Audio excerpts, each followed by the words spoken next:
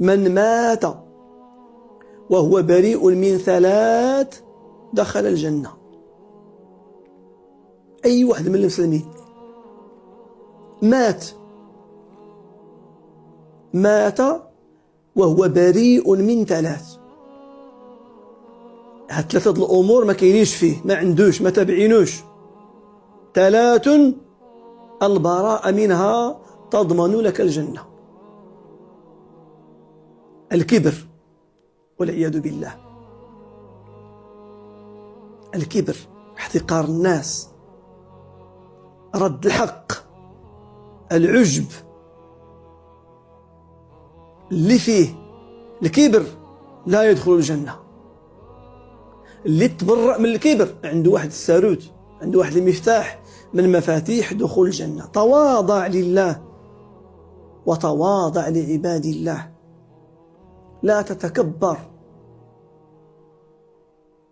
لا يليق بك أن تتكبر وأنت لا تملك شيئا، كل ما عندك فهو عارية عندك فقط. الصحة أمانة، الفلوس أمانة، الوقت أمانة، العمر أمانة، الحياة ما عندك والو.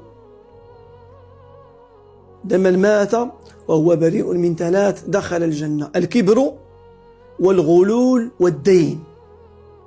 بغيتي تدخل الجنة بعد من التكبر، لبس جلباب التواضع،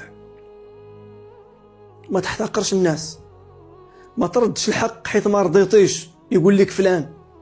الغلول هو السرقة من الغنائم ومن المال العام، صندوق ديال الجمعية، ديال الجماعة، ديال الوزارات، ديال الولاية، ديال القيادة، ديال الأيتام، ديال السبيطار. كل من ينهب ثروات البلاد، كل من يسرق المال العام فقد أغلق باب الجنة على وجهه. والدين، البراءة من الدين. اللي قدر يرد العباد الله فلوسهم وما ردش لهم راه كيسد عليه الأبواب ديال الجنة، هو اللي سدها، هو اللي ما بغاش. الرسول صلى الله عليه وسلم شدد في أمر الدين غاية التشديد،